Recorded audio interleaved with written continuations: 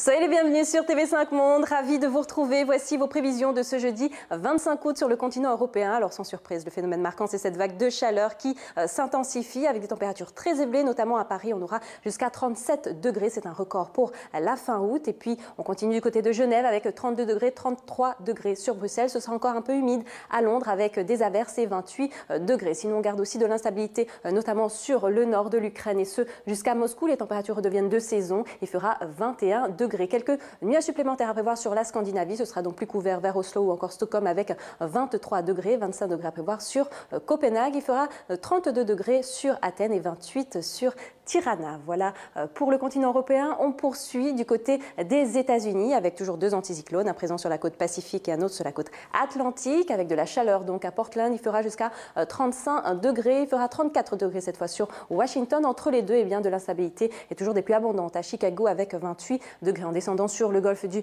Mexique, demain, ce sera surtout instable pour les grandes Antilles. Quant aux petites Antilles, les averses sont possibles, mais surtout sur le relief, notamment en Guadeloupe. Concernant l'Amérique du Sud, cette fois, ce sera souvent ensoleillé et sec, des températures qui redeviennent de saison du côté de Sao Paulo avec 24 degrés, 26 degrés sur Rio de Janeiro. Petite instabilité à prévoir sur la Patagonie avec des averses. Il fera 11 degrés sur Bariloche et 6 degrés sur Ushuaia. Quant à l'Afrique australe, ce sera souvent ensoleillé et sec sur Livingstone ou encore le Luanda.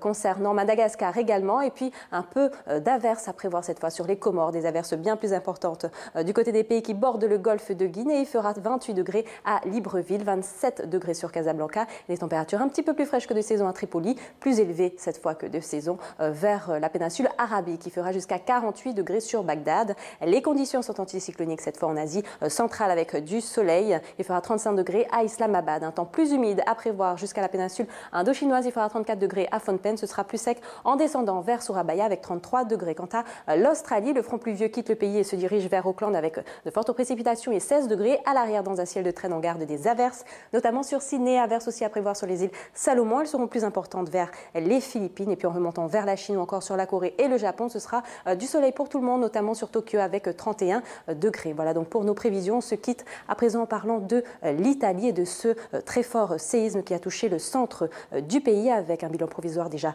très lourd. Un tremblement de terre dont la magnitude a été enregistrée jusqu'à près de 6,2 sur l'échelle de Richter. Merci à tous et à très bientôt sur TV5 Monde.